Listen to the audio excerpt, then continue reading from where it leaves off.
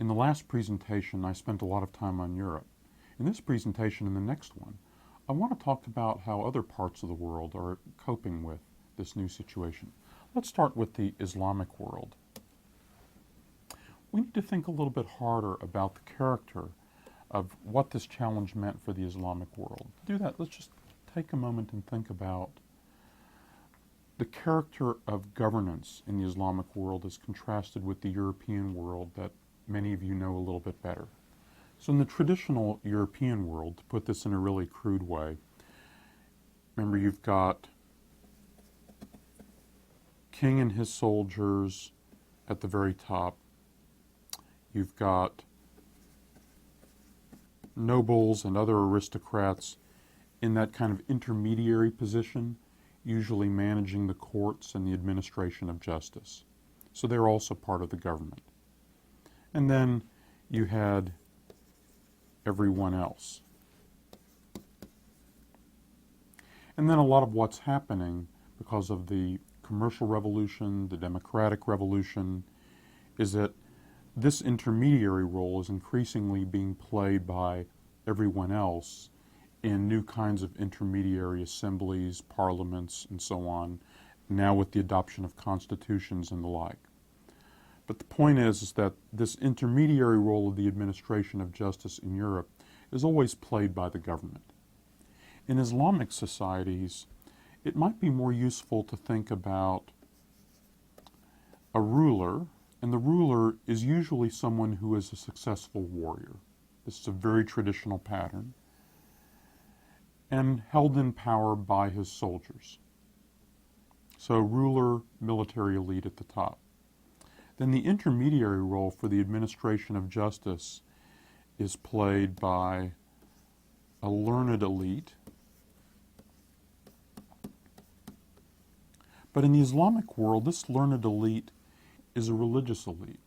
They don't really consider themselves part of the government because the system of Islamic law is a system of religious law administered by religious figures who have mastered the difficult classical Arabic, mastery of the Quran, and so on.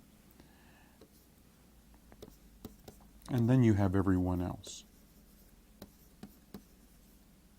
One point of this then is that in Islamic societies, actually the role of government, as Westerners understand that term, is relatively narrow. That private society, family life, the religious world, actually dominates the rest. So that in the Islamic world, these rulers may come and go, they may assassinate each other, and full loyalty is owed to whoever has supreme power. But the religious elite is much concerned about maintaining this divide in which the ruler is acknowledged to be supreme, but most facets of everyday life remain highly stable because there's the continuity of a religious legal system dominated by the elite that have mastered that system. But I don't want to imply that Islam itself in the 1700s and 1800s is some static, decaying religious force. It's not. Actually, Islam is going through a period of some significant innovation and turbulence in its beliefs, really from two different wings. Most of you probably know that Islam tends to be divided among those who are Sunnah and Shia. This is a division that dates back to the early days of Islam. What I want to focus on now is some sources of ferment within Sunnah Islam, which is the majority of the people making up the Ummah, the community of believers in Islam across the world. On one side, and this has older roots, Sufism is very strong in the 1800s. What's Sufism? Sufi brotherhoods form around charismatic figures and a mystical set of beliefs, finding joy and exaltation in the practice together of Islam, often with rituals that involve dancing and the veneration of senior figures in the Sufi brotherhood who are treated in the way Christians almost might treat saints. These brotherhoods, with their ecstatic rituals, are a powerful evangelical missionary force spreading Islam all the way to the Dutch East Indies on the one hand, and also into East and even West Africa. Another area of ferment in Islam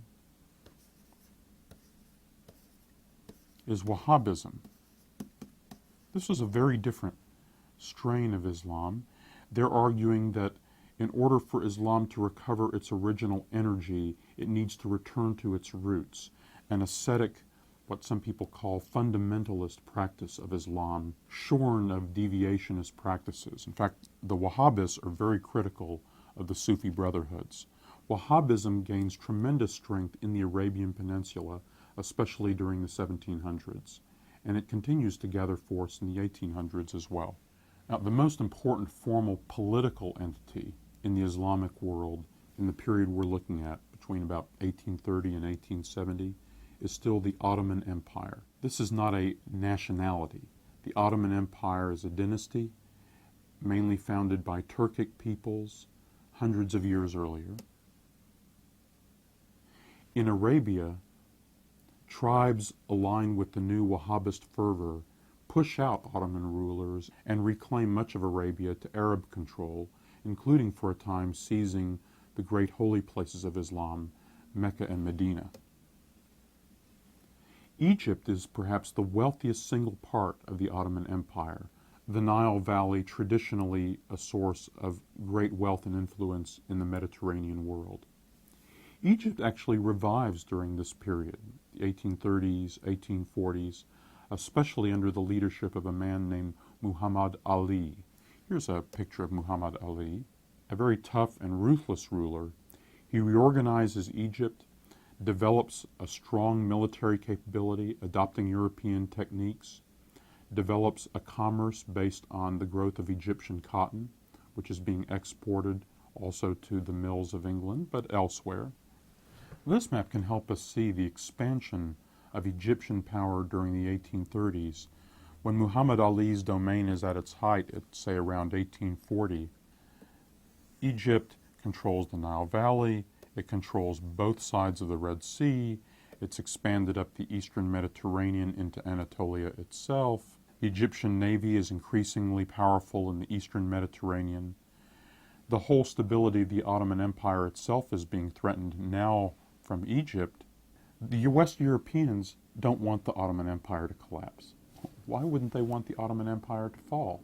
In part because the West Europeans, the British, the French, see the Ottoman Empire as a bulwark against the expansion of a European rival. You see the Russian Empire expanding potentially from here. If the Ottoman Empire collapses, the Russians will control all the outlets from the Black Sea and become an important Mediterranean power. The British and French don't want that. So the British and French actually intervene to defeat the forces of the Egyptians and protect the Ottoman Empire. There is an important naval battle here.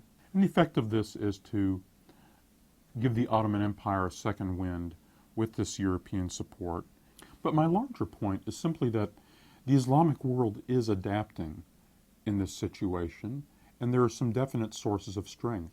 Egypt, through the 1850s and 1860s, actually remains a relatively robust power. In fact, the Egyptians, working with the French government, but also with some British support, work on completing the historic Suez Canal that will link the Mediterranean directly with the Red Sea and dramatically ease the movement of steamships between Europe and India and the rest of Asia. This is an enormous event in the globalization of the world, and here's an illustration in which people are celebrating the opening of the Suez Canal. You see all the flags that are flying, those are Egyptian flags. And the Ottoman Empire comes out of all this turbulence determined to embark on a period of reform.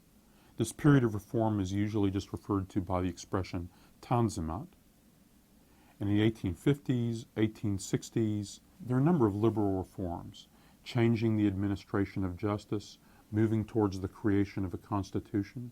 Indeed, by the beginning of the 1870s, the Ottoman Empire has even created a parliament, extending civil rights, and giving more of its many ethnic communities a voice in the overall governance of the empire under Sultan Abdul Hamid.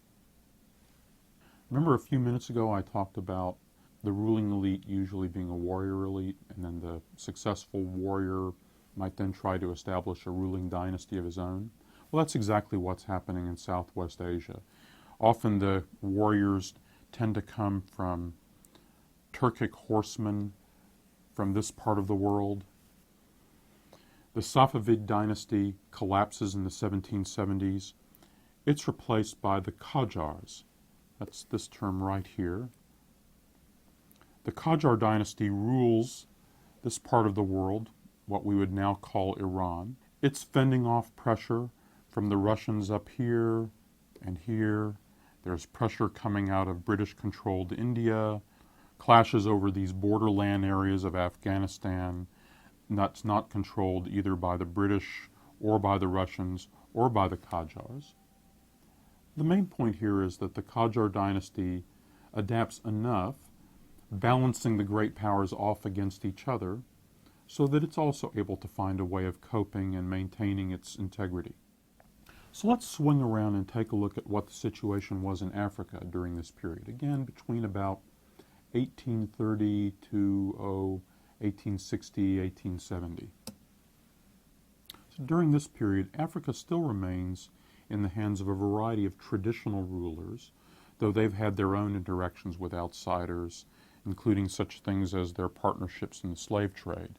So this is an illustration of Africa circa 1840. A couple of things that are of interest. Islam is penetrating well into the heart of West Africa, for example, Sokoto. You can see along the coastlines Omanis from the Arabian Peninsula are here, with the Sultan of Zanzibar and Oman, along with the Portuguese here, who help manage a slave trade that's continuing to move hundreds of thousands of Africans into the Muslim world. The Portuguese also have their territory here, based on the old slave trade relationships, especially with Brazil. Here at the edge of southern Africa, the British have established a strong outpost on the coast. The old Dutch settlers, going back to the 1600s, have actually gotten into their wagons and are trekking into the South African interior here. And the French have established an important position here. But basically, Africa remains under the rule of traditional kingdoms and princes. It's deadly for Europeans to attempt to penetrate the African interior, mainly because they can't withstand the diseases. So one of the great changes that will occur in the 1860s and above all in the 1870s is Europeans become able to penetrate the African interior. Why? Steamships that can go upriver, and chemistry invents new pharmaceuticals. So to step back, between about 1830 and 1870, the Islamic world is profoundly affected by its interactions with the new European situation. But they're finding ways to cope and adapt, and as of, say, 1870, they're doing so with a good degree of success. Now let's take a look at what happens in this same period in East Asia.